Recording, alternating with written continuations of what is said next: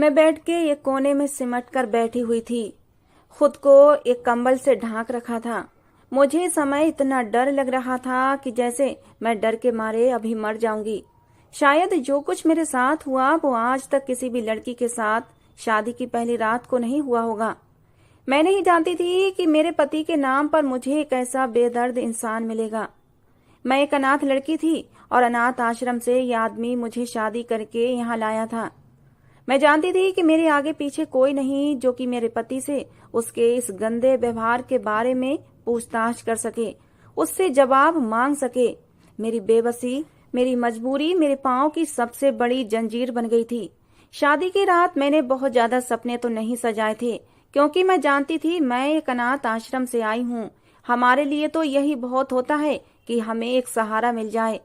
यह आदमी 40 साल के लगभग था, देखने में भी ठीक ठाक ही था, लेकिन मैं 20 साल की खूबसूरत अलहड़ हसीना थी। मेरा शादी का जोड़ा भी मेरे होने वाले पति ने ही अनाथ आश्रम के इंचार्ज को दिया था।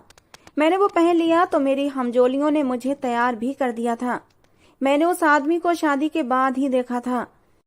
वो आदमी मुझे विदा करवा कर अपने घर ले गया। विदाई के समय मुझे नहीं पता था कि मेरी किस्मत का खरीदार कौन था। खैर, मैं रोते सिसकते अपनी हमजोलियों से बिछड़कर कार्तिक के साथ उसके घर आई थी। वो एक अच्छे घराने से संबंध रखता था, घर में अकेला ही रहता था।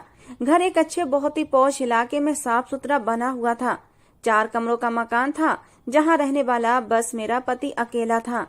अनाथ आश्रम की इंचार्ज ने मुझे ये कहा था कि उसने तुम्हारी तस्वीर देखकर तुम्हें पसंद किया है। खैर, मैंने अपनी आंखों में कोई ज्यादा सपने नहीं सजाए थे। मेरा हाथ थामकर कार्तिक ने मुझे कमरे में बिठाया था। फिर वो मुझसे कहने लगा कि आराम से बैठ जाओ, मैं अभी आता हूँ। ये कहकर वो कमरे से चला गया।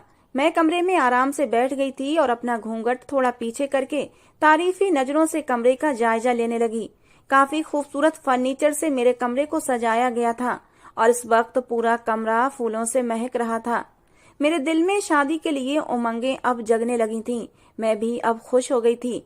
अब तक की सारी अधूरी खुशियां मुझे कार्तिक के साथ पूरी होती नजर आ रही थीं। लेकिन मैं नहीं जानती थी ये मेरी मुश्किलों की शुरुआत है। खैर, कुछ देर बाद कार्तिक कमरे में दाखिल हुआ तो उसे देखकर मेरा दिल एकदम से धड़का था।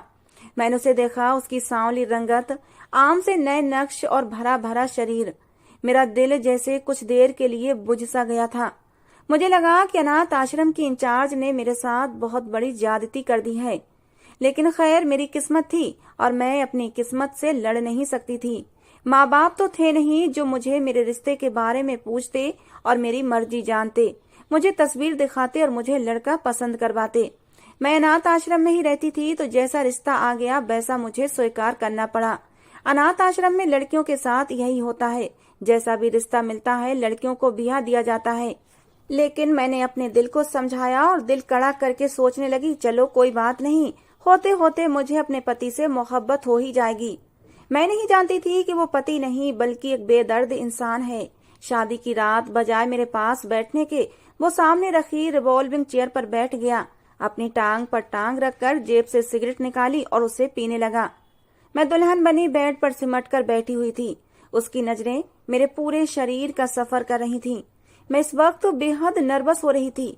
नेचुरल सी बात थी और कुछ मुझे अपने पति की नजरें अच्छी भी नहीं लग रही थीं। मुझे उसकी नजरों से वो सुकून, वो खुशी नहीं मिल रही थी जैसा कि इस रिश्ते में होता है।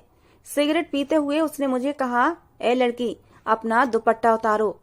ये सुनकर मैंने एकदम से उसे देखा था। मैंने इस बात पर बड़ी हैरत से अपनी बड़ी बड़ी आंखें खोल दी थीं। मुझसे बात करने का ये कौन सा अंदाज था। मैंने उसकी तरफ देखा, मेरी आंखों में हैरत भरी हुई थी। मेरे पति को तो चाहिए था कि मेरे पास बैठता, मुझे विश्वास में लेने की कोशिश करता, मेरे हाथ थाम कर अपनी मोहब्बत जताता। लेकिन उसने तो कुछ और ही मेरे साथ किया और जो किया वो बहुत ही शर्मनाक था। अजीब से हाव भाव अपने पति के चेहरे पर देखकर मैं घबरा गई थी। कुछ समझ नहीं पा रही थी कि क्या करूं और क्या ना करूं। अजीब हालत हो रही थी मेरी। ये भला क्या तरीका था। तभी उसने दोबारा कहा, लेकिन इस बार थोड़े सख्त शब्दों में कहा था कि तुम्हें सुनाई नहीं देता, अपना दुपट्टा उतारो। मैंने घबराकर जल्दी से अपने दुपट्टे से लगी पिनें निकालने लगी। मेरे हाथ डर के मारे कांप रहे थे। कार्तिक सामने बैठा सिगरेट पी रहा था और मेरी तरफ टकटकी बांधे देख रहा था। कुछ मैं उसकी नजरों से नर्वस हो रही थी और कुछ उसकी अजीब सी फरमाइश पर। खैर, मैंने अपना भारी लहंगे का दुपट्टा उतार कर बेड पर रख दिया। अब तो उसकी चुभती हुई नजरें मुझे और भी उलझन में डाल रही थीं। मुझे कुछ शर्म सी महसूस हो रही थी। वो कहने लगा, अब अपने जेवरात भी उतार दो। उसकी ये बात भी मुझे परेशानी में डाल रही थी। खैर, मैंने धीरे धीरे से अपने सारे जेवरात उतारना शुरू कर दिए। लेकिन उसके बाद जो उसने अगली बात मुझसे कही थी, उसकी इस फरमाइश पर मैंने उसे साफ मना कर दिया और फौरन बेड से खड़ी हो गई। मेरे इनकार पर तो जैसे कार्तिक की आंखें लहू रंग हुई थीं। वो गुस्से से खड़ा हो गया और मेरे पास आ गया। कहने लगा, तुम्हें सुनाई नहीं दे रहा मैंने तुमसे क्या कहा है? उसके शब्दों ने मेरी जान हवा कर दी थी। मैंने कहा कि मैं आपकी ये बात नहीं मान सकती। वो गुस्से से कहने लगा, अगर मेरी बात से तुमने इनकार किया तो मैं तुम्हारा हाल बिगाड़ कर रख दूंगा। लेकिन मैं किसी भी कीमत पर उसकी ये बात नहीं मान सकती थी। मैंने कहा, मैं ये सब नहीं कर सकती। और तभी उसने एक जोरदार थप्पड़ मेरे गाल पर मारा था। कहने लगा, कमीनी, अपनी औकात भूल गई है। मैं तुझे कहाँ से उठाकर लाया हूँ? पाँव की जूती के बराबर भी नहीं है तू। अगर मेरी बात से मना किया तो जान से मार डालूंगा। उसके इतने गजबनाक शब्दों पर मेरा दिल सूखे पत्ते की तरह कांपा था। मैं रोने लगी। मुझे ऐसे सख्त व्यवहार की उम्मीद नहीं थी। मैं घबराकर जरा सा पीछे हटी थी तो उसने मेरे बालों से मुझे पकड़कर अपने करीब किया। मेरे चेहरे के बराबर अपना चेहरा लाकर गुस्से से अपनी लहू रंग आंखें मेरी आंखों में गाड़ते हुए बहुत ही सख्त शब्दों में कहने लगा, वही करो जो मैंने तुम्हें कहा है। मेरी आंखों से लगातार आंसू बह रहे थे। मैंने कहा, ये काम मुझसे मत करवाओ, मैं ये सब नहीं कर सकती। औरत तो शर्म की मूरत होती है, उसे उसमें ही रहने दो तो अच्छी बात है। मेरी बात सुनकर वो हंसने लगा। कहने लगा, जिस जगह से तुम आई हो क्या मैं नहीं जानता वहां क्या कुछ नहीं होता? मेरे सामने ज्यादा ड्रामेबाजी मत करो। मैं जानता हूँ कि अनाथ आश्रम की आड़ में वहां पर क्या क्या रंगरलियां मनाई जाती हैं। जब तुम वहां मौजूद मर्दों के दिल बहला सकती हो तो फिर मैं तो और भी ज्यादा हक रखता हूँ। आखिर तुम्हें जमीन से उठाकर मैंने आसमान पर लाकर रखा है। अगर तुम चाहती हो कि मेरा व्यवहार तुम्हारे साथ अच्छा रहे तो वही करो जो मैं तुम्हें करने को कह रहा हूँ। मैं उसे हैरत से देख रही थी। हमारा अनाथ आश्रम ऐसा बिल्कुल भी नहीं था जैसा वो समझ रहा था। हमारी इंचार्ज बहुत अच्छी थी और उसने हमारी सुरक्षा बिल्कुल सगी बेटियों की तरह की थी। उसने हमें बिल्कुल सगी माँ की तरह पाला था, हमारी सुरक्षा भी की थी। मैं नहीं जानती थी कि दूसरे अनाथ आश्रम में अनाथ लड़कियों और औरतों के साथ क्या बर्ताव किया जाता है और कौन से खेल खेले जाते हैं। लेकिन मैंने जब से इस अनाथ आश्रम में आंख खोली थी, हमारी सुरक्षा बिल्कुल ऐसे ही की गई थी जैसे अपनी सगी बेटियों की जाती है। मैंने कार्तिक से कहा, आपको गलत फहमी हुई है कार्तिक, ऐसा कुछ नहीं है जैसा आप सोच रहे हैं।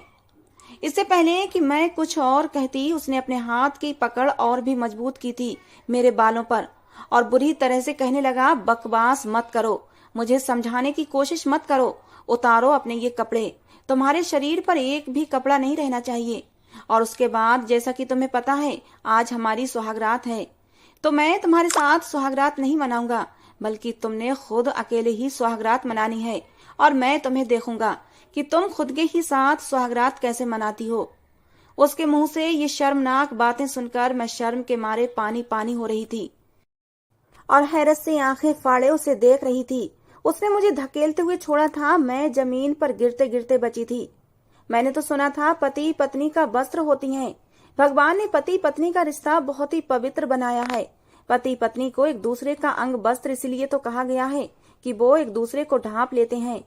ये मेरा पति कैसा था जो मुझे वस्त्र विहीन करने पर तुला हुआ था और वस्त्र विहीन करने के बाद भी कैसी घिनौनी हरकत मुझे करवाने के लिए कह रहा था। लेकिन मैं उसकी बात नहीं मान सकती थी, वो भी इस तरह की। मैं फौरन कमरे से बाहर निकल गई। मैं एक सुरक्षित पनाह चाहती थी जो मुझे इस घर में नजर नहीं आ रही थी। लेकिन मैं शायद इतनी खुशनसीब नहीं थी। वो आदमी फौरन से मेरे पीछे लपका था और बाजू से मुझे पकड़ लिया था। मुझे कमरे में घसीटते हुए लाया। मैं चिल्लाने लगी। मैंने कहा, मुझे छोड़ दो, मैं तुम्हारे साथ जिंदगी नहीं गुजार सकती, मुझे वापस अनाथ आश्रम छोड़ दो। मेरा ये कहना था कि उसने मुझे मारना शुरू कर दिया। उसने मेरे दोनों गालों पर थप्पड़ मार मार कर मेरे गाल लाल कर दिए और मुझे बेड पर धकेल कर अपनी जेब से सिगरेट निकाल कर उसे जला ली और जलती हुई सिगरेट से मेरा लहंगा जलाना शुरू कर दिया। कहने लगा, मैं देखता हूँ तुम कब तक मेरी बात नहीं मानती। और मैं तो ये सब देखकर बदहवासी हो गई थी। मेरा लहंगा अब बुरी तरह से जलने लगा था। इससे पहले कि मैं भी लहंगे के साथ जलना शुरू हो जाती, मैंने जल्दी से लहंगे को उतार दिया था और खुद पर कंबल ओढ़ लिया। मुझे यूं बेबस देखकर वो हंसता हुआ कमरे से बाहर निकल गया। मैं बेबसी से अपनी किस्मत पर रो रही थी और सुबह तक मैं यूं ही रोती रही। जब वो सुबह कमरे में आया तो उसके हाथ में एक थैली थी। उसने मेरे मुंह पर मार दी और कहने लगा, इसमें कुछ कपड़े हैं, इसमें से एक ड्रेस निकाल कर पहनो और बाहर आओ और मुझे नाश्ता बना कर दो। उसके शब्द ऐसे ही थे, नफरत से भरे हुए और अपमान से भरे हुए थे। मैंने अपने कपड़े बदले और रोते हुए कमरे से बाहर आ गई। सामने ही एक छोटा सा किचन था और जब मैं किचन में आई तो पूरा किचन गंदा हो रहा था। सिंक में गंदे बर्तन पड़े हुए थे। चूल्हे पर चाय वाली केतली थी जो कि बुरी तरह से जल जल कर काली हो चुकी थी। मैंने थोड़ा बहुत किचन साफ किया और नाश्ता बनाने लगी। फ्रिज में हर चीज मौजूद थी लेकिन पूरा फ्रिज गंदा था। मैंने नाश्ता बनाकर सामने टेबल पर रखा लेकिन खुद उसके साथ बैठकर नाश्ता नहीं किया था। किचन में ही खड़े खड़े मैंने थोड़ा सा नाश्ता कर लिया था और फिर दोबारा से सफाई में लग गई। बीच में ये भी देख चुकी थी कि कैबिनेट में कौन कौन सा सामान पड़ा है। वो आदमी नाश्ता करके किचन में आ गया। उसे अपने पास पाकर मैं एकदम से घबरा गई थी। उस आदमी को देखकर मुझे एक ही एहसास होता था और वो था डर भरा। वो मेरे पास आकर कहने लगा, जो हरकत तुमने रात को की है ना, अगर तुमने आज भी वही दोहराई तो पूरा कमरा जलाकर राख कर दूंगा और तुम्हें भी जला दूंगा। ये सुनकर मैं अगला सांस लेना भूल गई थी। वो अपनी बात कहकर किचन से बाहर निकल गया था। जब मैं खाना बनाकर किचन से बाहर आई तो घर में नहीं था। मैंने भी सुकून का सांस लिया, लेकिन रात के बारे में सोचकर मेरा दिल फिर से कांप उठा था। मैं अब तक समझ नहीं पा रही थी कि ये आदमी ऐसा क्यों कर रहा है। अगर उसे जुल्मों सितम का निशाना ही बनाना था तो एक अनाथ बेसहारा लड़की ही क्यों। वो तो बेचारी वैसे ही बचपन से दुख सहती हुई अपनी जिंदगी गुजार रही होती है। खैर, मैंने सोचा कि मुझे घर से भाग जाना चाहिए। ना जाने ये आदमी रात को मेरे साथ अब क्या क्या हैवानियत करेगा। मुझे अब ये आदमी पागल लगने लगा था। इसीलिए मैं अपने कमरे में गई। छोटे से बैग में अपने कुछ कपड़े डाले जो वो सुबह ही लेकर आया था और मैं बाहर जाने लगी। लेकिन जैसे ही मैंने मेन गेट खोलना चाहा तो मेरे होश उड़ गए थे, क्योंकि गेट को बाहर से ताला लगा हुआ था। घर में कुछ भी ऐसा न था कि मैं दीवार फलांग कर बाहर जा सकती, और दीवारों के ऊपर भी उसने बड़े बड़े जाल लगा रखे थे जिनको फलांगना मुझ जैसी लड़की के बस की बात नहीं थी। मैंने सारे कमरों की खिड़कियां खोल खोल कर देखी, लेकिन सब खिड़कियों के ऊपर लोहे की ग्रिल लगी हुई थी। मुझे लगा जैसे मैं एक कैदी हूँ। मुझे अपनी किस्मत पर फिर से रोना आने लगा। रोते रोते ही मैंने रात का खाना भी बनाया था, और जब वो रात को घर के अंदर दाखिल हुआ मैं डर के मारे जल्दी से अपने कमरे में गई और दरवाजा लॉक करके बैठ गई थी। मैं उसके आने से पहले ही खाना खा चुकी थी। मैं उसका सामना भी नहीं करना चाहती थी। मुझे उससे डर महसूस हो रहा था। लेकिन 5 मिनट ही हुए थे कि जब मेरे कमरे का दरवाजा उसने जोर जोर से खटखटाया था, और दरवाजे के साथ साथ मेरा दिल भी जोर जोर से धड़कने लगा था। कड़े शब्दों में उसने कहा कि दरवाजा खोलो वरना दरवाजा तोड़ दूंगा और तुम्हारा वो हाल करूंगा कि तुम जिंदगी भर याद करोगी। किसके साथ तुम कमरे में बैठी हो? कौन है कमरे में तुम्हारे साथ? ये सुनकर तो मेरे होश उड़ गए थे। जिस तरह उसने अपने घर को लॉक कर रखा था, यहाँ आ भी कौन सकता था। मैंने जल्दी से उठकर फौरन दरवाजा खोल दिया। उसने मुझे बुरी तरह पीछे धकेला था और कमरे की तलाशी लेने लगा। कभी बेड के नीचे, कभी पर्दों के पीछे, यहाँ तक कि अलमारी खोल कर भी देखने लगा। मैंने कहा, आप ये कैसी हरकतें कर रहे हैं? यहाँ कोई भी नहीं है। अगर कोई अंदर नहीं है तो फिर तुमने दरवाजा क्यों बंद किया था? तुम मुझसे झूठ बोल रही हो। ये कहते हुए वो वॉशरूम में चला गया। शायद वहां भी देख रहा था कि मैंने किसी को वहां तो नहीं छुपा रखा। मैं समझ गई थी शायद ये शक्की टाइप का आदमी है। पूरा कमरा देखने के बाद वो कहने लगा, अगर मैंने यहाँ किसी अजनबी को देखा तो तुम्हारे टुकड़े टुकड़े कर दूंगा। ये कहकर वो कमरे से बाहर चला गया। रात को उस आदमी की फिर से वही जिद थी जो मुझे मेरी ही नजरों में गिराने के लिए काफी थी। लेकिन इस बार मैंने उसकी किसी भी बात से मना नहीं किया था, क्योंकि मुझ में मार खाने की हिम्मत ही नहीं थी। ये भी गनीमत था कि उसने सिर्फ मुझे कपड़े उतारने के लिए ही कहा था, उससे आगे की घिनौनी हरकत करने के लिए नहीं कहा था।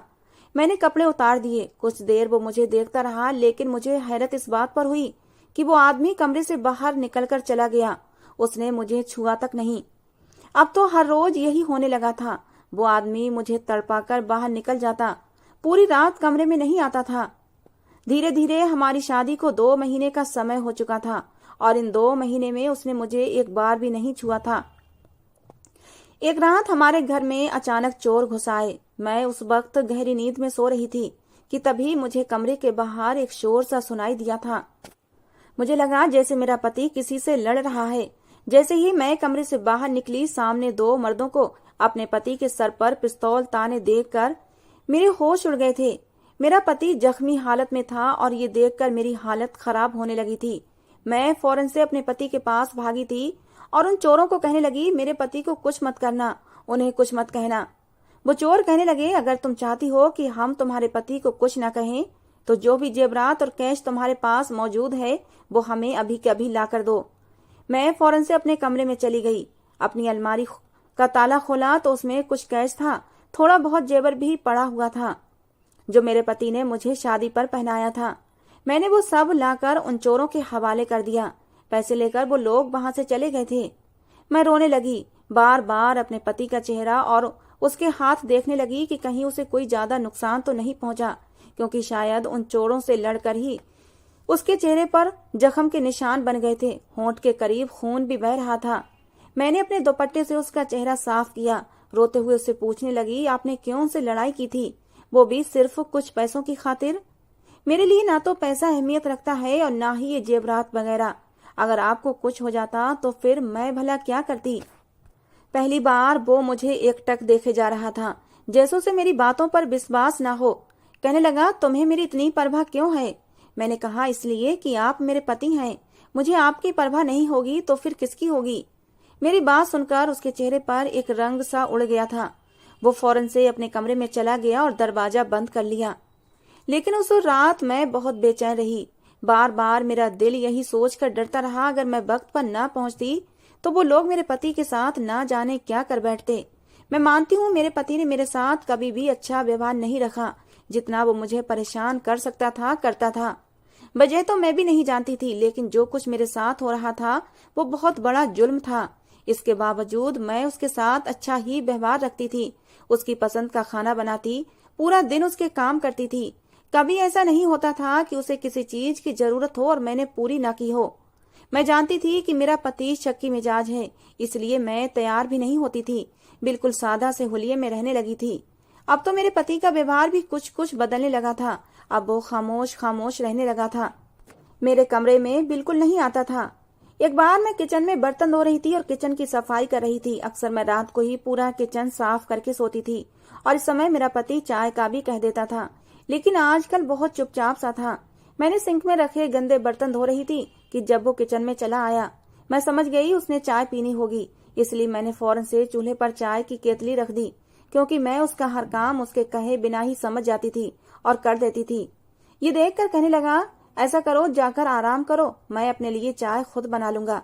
मैंने कहा कि नहीं, मैं बना देती हूँ, वैसे भी अभी मुझे किचन भी साफ करना है। मेरा ये कहना था कि वो मेरे सामने आकर खड़ा हो गया। कहने लगा, किचन सुबह भी साफ हो सकता है, जरूरी नहीं कि तुम सारा काम करके ही सोगी। ऐसा पहली बार हुआ था। उसने ऐसे शब्द मेरे साथ बोले थे, वरना शुरू शुरू में तो वो मुझ पर बहुत सख्ती करता था। कहता था, पूरा घर चमकाने के बाद ही तुम्हें सोने की अनुमति है। इसलिए मुझे भी अब आदत सी हो गई थी। मैंने कहा कि कोई बात नहीं, मैं आपको चाय बनाकर दे देती हूँ, लेकिन उसने मना कर दिया। कहने लगा, जाओ जाकर आराम करो, वैसे भी मुझे तुम कुछ थकी थकी सी लग रही हो। ये सुनकर मैंने हैरत से उसे देखा था। ये बात सच भी थी। मैं कुछ दिनों से थका थका महसूस कर रही थी। घर के काम लगातार करने से मेरे चेहरे पर अब थकन का असर दिखने लगा था। दूसरी बात यह कि मुझे अपने पति की संगत की ख्वाहिश भी होने लगी थी। वो जैसा भी था, मुझे जिंदगी तो उसी के साथ गुजारनी थी। और सच कहूं तो मुझे अब उससे कुछ कुछ लगाव भी होने लगा था। शादी को इतने दिन गुजर गए थे, लेकिन उसने मुझे हाथ तक नहीं लगाया था। और ये तो एक नेचुरल सी इच्छा होती है। मेरा भी जी चाहता कि वो मेरे करीब आए, मुझसे मोहब्बत करे, मुझे वो प्यार दे जो मेरा अधिकार है। मैं अपने कमरे में आ गई। कुछ देर ऐसे ही लेटी रही। फिर ख्याल आया, क्यों ना मैं अपने पति से बात करती हूँ। आखिर वो मुझे किस बात की सजा दे रहा है, क्यों मेरे पास नहीं आता। ये सोचकर ही मैं उठकर बैठ गई। सोचा कि बात कर लेने में कोई दिक्कत नहीं है, आखिर को वो मेरा पति है। उससे नहीं कहूंगी तो फिर किससे कहूंगी। मैं कमरे से बाहर निकली और अपने पति के कमरे में चली गई, लेकिन सामने का जो मंजर मेरी आंखों ने देखा था, मेरे होश उड़ गए थे। उसके कमरे में एक छोटा सा मंदिर था और वो वहां भगवान के सामने हाथ जोड़े खड़ा था और रो भी रहा था। ना जाने उसे किस बात का गम था और वो क्यों रो रहा था, मैं समझ नहीं पाई थी। जैसे ही उसने मुझे देखा तो फौरन उसने अपने आंसू पोंछ लिए थे। कहने लगा, तुम यहाँ क्या करने आई हो? मैंने कहा, आप रो क्यों रहे थे? वो कहने लगा, ये मेरा और मेरे भगवान का मामला है।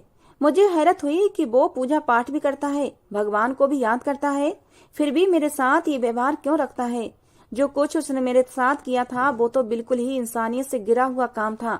मैं तो समझी थी उसका भगवान से दूर दूर तक कोई लेना देना नहीं होगा, वरना वो इतना पत्थर दिल ना होता।